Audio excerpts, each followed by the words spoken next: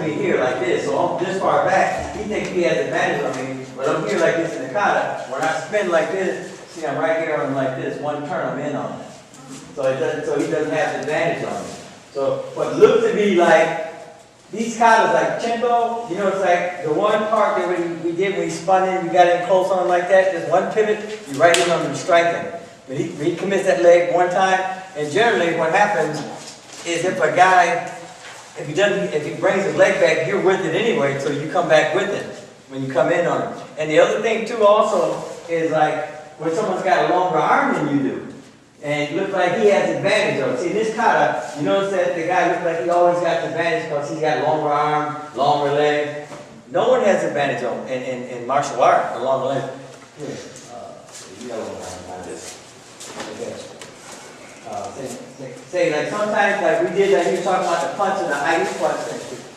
The Ayush punch when you hear like this hand is here and my hand is here like this. See, now you can tell. See, his hand is longer than mine. But like the part we were talking about hitting in the kata is when you turn to the side, I ooch. See, now his punch go by me, but I can strike him here like this, and his punch go right past me. So he doesn't have the advantage. He thinks he has the advantage because he's got a long arm, but when I turn sideways like this, his punch goes by me, and I strike him like this.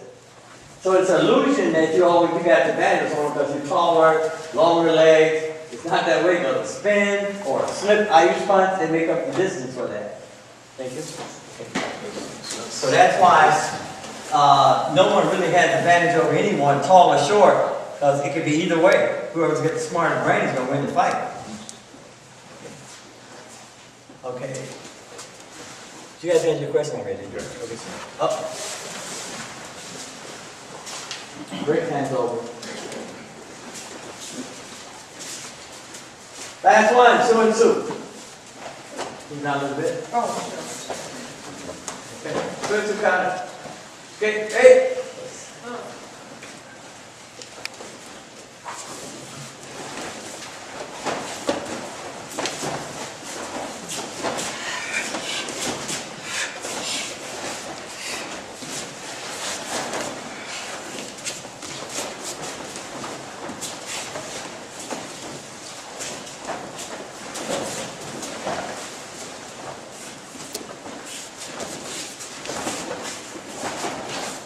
Jack, you can take it. Jack, keep going.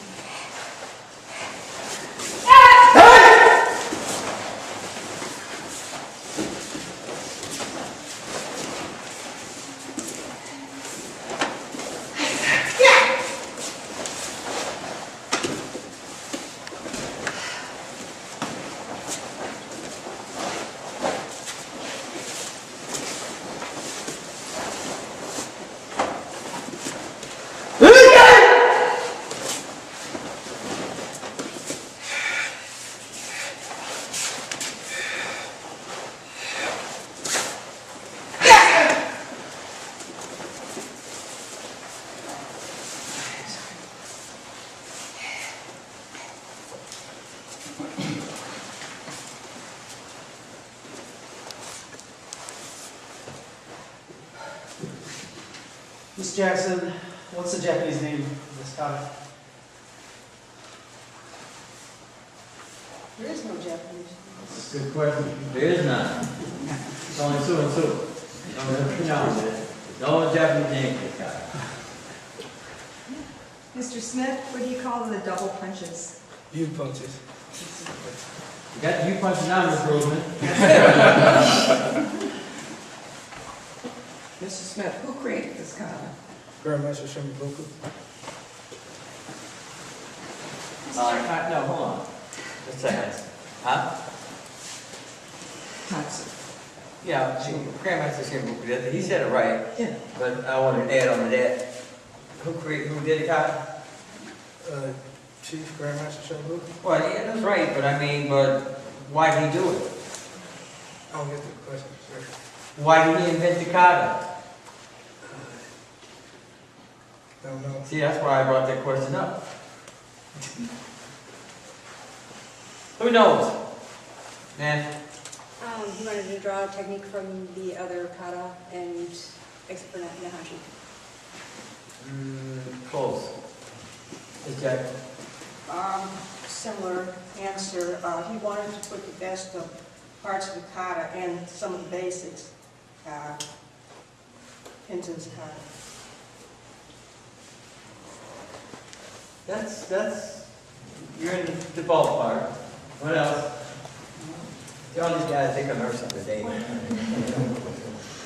He wanted the best kata of them all, and so he took the best parts from all the katas. That's what they said. Plus he took other, he took from other styles. They said that. They said that. Mr. Magro. Wanted to use what he thought were the most efficient fighting techniques. That's what they said. They said that. Ms. Kelton. He wanted to have his own style. He wanted to be a grandmaster. Not quite. He wanted a kata that his students would truly deserve. That's kind of good. That's a good lawyer answer.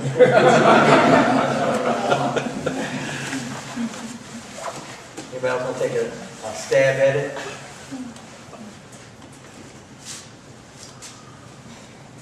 See, all right, you're the closest, but no cigar. But you're the closest. He wanted to have a kata so he can have something to represent his style of karate. He invented Isshinryu. Every grandmaster has got a kata. Chinto had Chinto. Seisan had Seisan. So Su was his own invented kata that represented his style because nobody else had it in any other system. So that he invented his kata so he can have something that can represent his style of karate, of Isshinryu. That's why he invented it. Okay. So if another, and that's when he said that, so that would enable him to be a chief grandmaster because he said he invented this style, so there's going to be one chief grandmaster. So a chief grandmaster got to have his own kata or his own system to be able to call him, be a chief grandmaster of the system. Where we at? Jackson, what's the breaking percentage of the shearing at the end of this kata? At the end of the kata, Or at the very end, we're doing the shearing? 50-40. 50-40. Oh. 50-40. Pass. Pass. Ms. Roseman, after the first elbow strikes in Su and Su, when you pivot around, what is that stance called? 2 elbow strikes and then you pivot. What's that stance called? After, yes. What is the stance called? When you go like this. Low crane. I didn't realize that. It's called a low crane stance. Low crane. Low crane stance. Yes. A low crane. This is a high crane, this is a low crane, and this is a crane. This is crane stance. These are all crane stands. When you're on one foot like this, or you're up like this, that's called a crane stance. Next, let's go. Ms. Kelton, after we lock that punch like that, what's next? Where's that going? The back fist. The back fist, solar plexus. Floating wrist. Right there. For the block. Oh, thank you. That's for the rib. Block, floating rib, right? Oh, I had a general comment, this is on your blocks, you're stuck and short. No, we can't. No, we don't have comments like that. Okay. Put it back. This is for the second rope.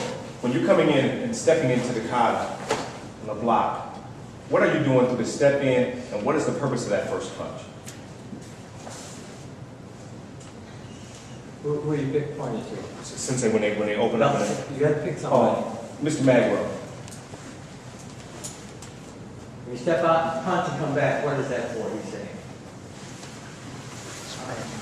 If you're saying the punch or the coming back is actually blocking a punch, the opponent's punching first, you block it. No, sir. Anybody else? Yes, ma'am. I thought you were throwing a punch, you miss, and your opponent throws and you block it. The first thing that you Yes. The first one was real and landed. No. The first thing that you're doing when you're coming in, he's going to grab you, Right. and you're knocking his hands off. The second thing is he's throwing a punch, you're knocking his punch, you're changing your mind off your punch because his punch comes in faster than yours. Well, no, almost, yeah, almost. Want me to straighten it up, Sensei? Yeah, right. Okay.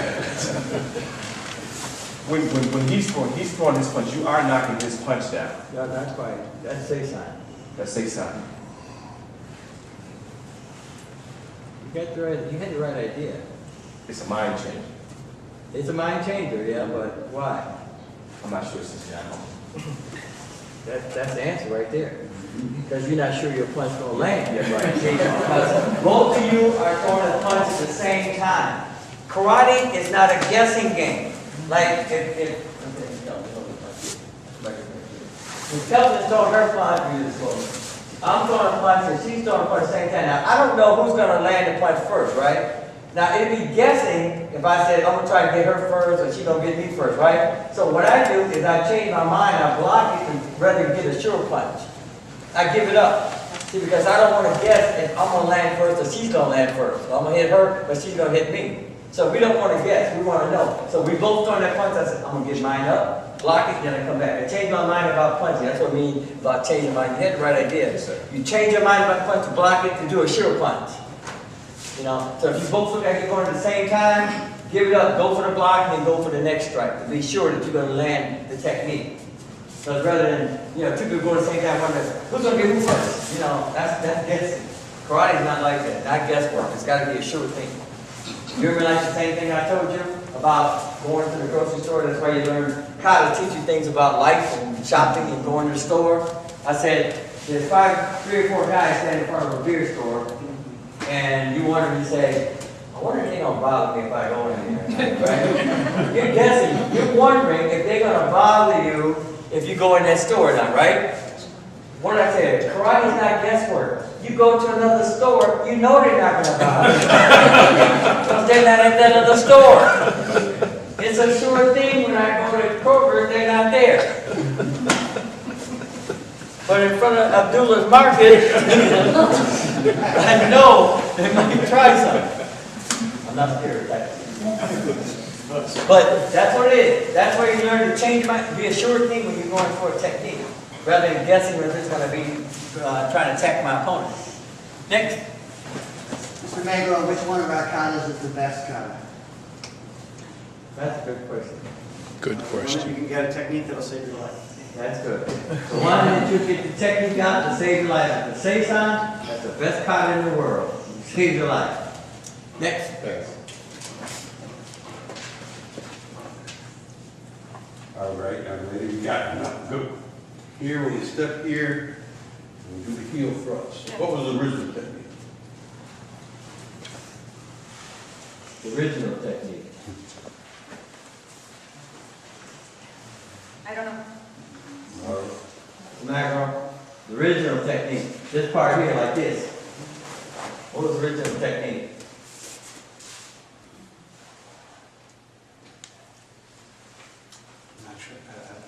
Ms. Roseman?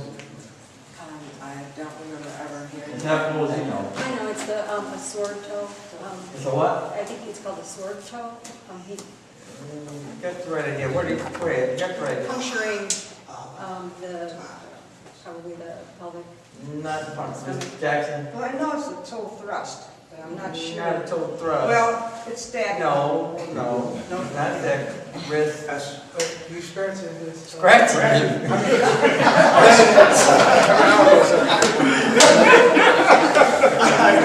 Hold on. You're going to give me an infection? You died a year later?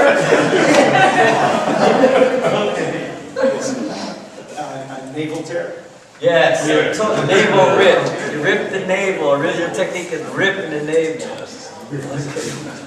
That's what the big toes, because before, they didn't wear shoes, they had sandals. And they'd be walking on the rocks, and their toes would get really, really callous, and they'd be real hard. So they could take their foot like this, use a ripping technique to rip the navel.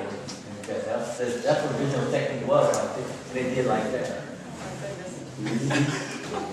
Hey, I didn't invent this. The Japanese come in with sharp knives and swords. I think I only got my feet on to rip you open with it. If I had it, that's what they did, remember? In Okinawa, turn their hands and feet into weapons, lethal weapons. So that's the same thing. They chose everything, you had to use it because they didn't have any other methods of defending themselves. You had the last one. Yeah. Okay, we're going to take a break and come back. Okay? And we're going to stand up, please. Okay, left and forward. Hit. Hey. Us. Take a break.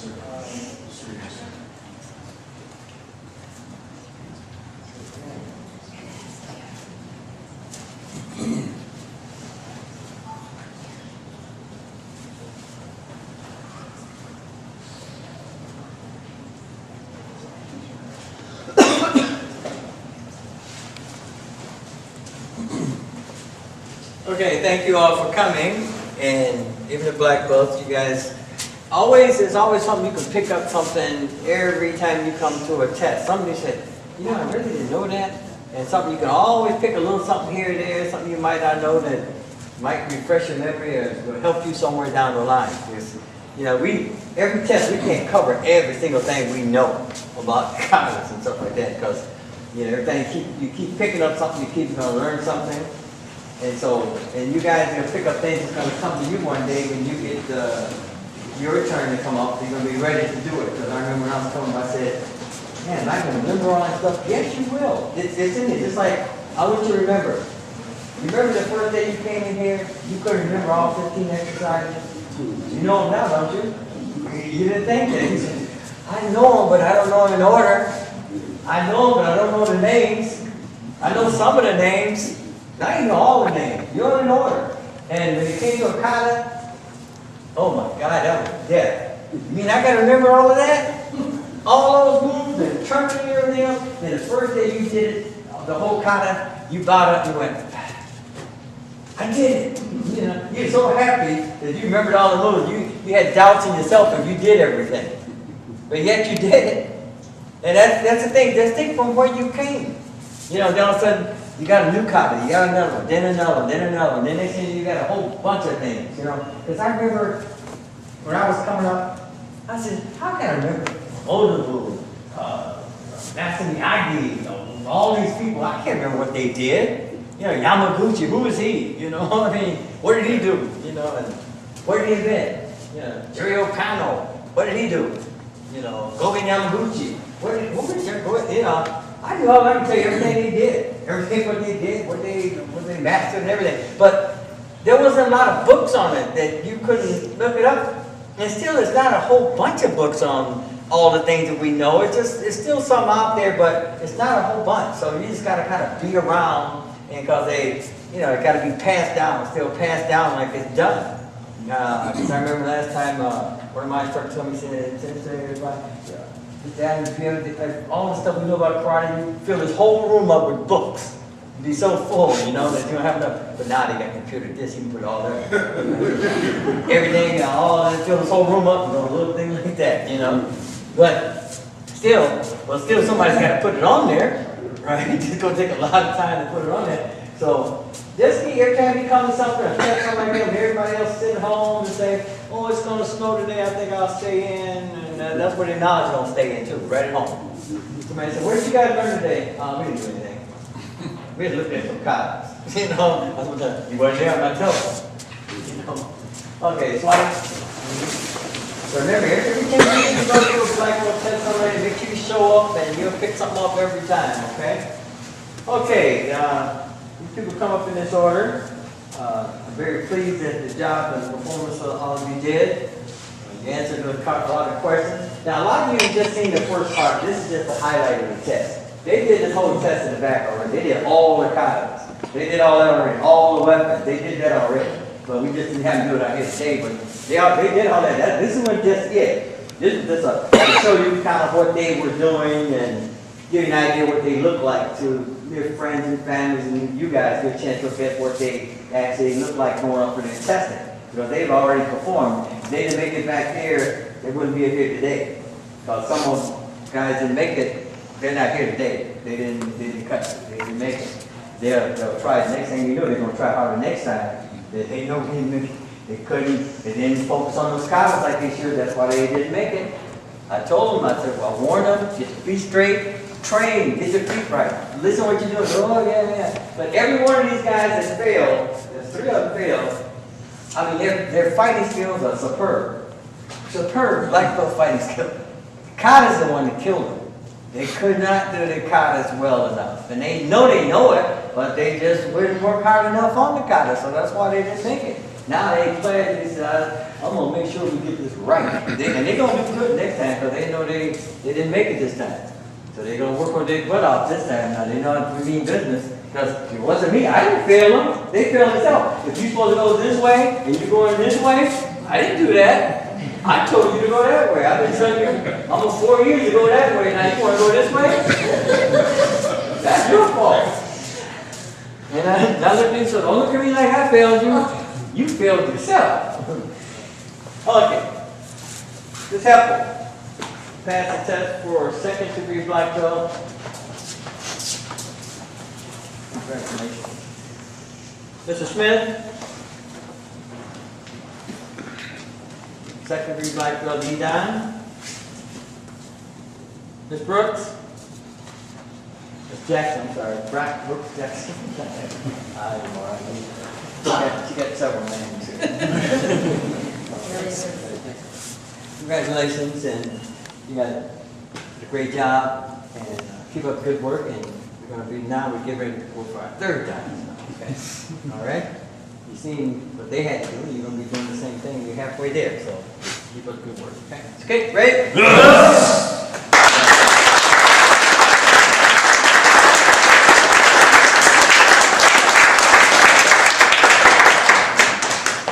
3rd dan. Okay?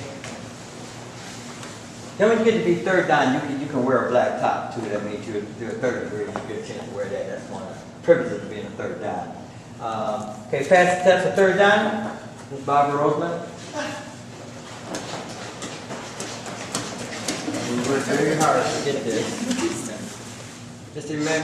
Emil Magro. Congratulations. Ms. Kelton.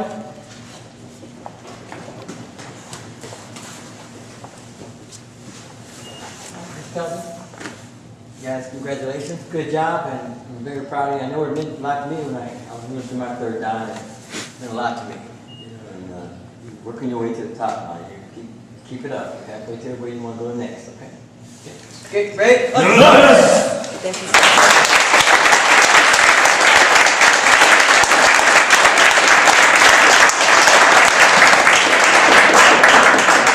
Congratulate them later, and thanks to all of you for coming and the people who came to support them. Thank you. Hashi, Kyosuke, Ray. Okay, Ray. Business. Thank you. Okay, got a lot of taking pictures.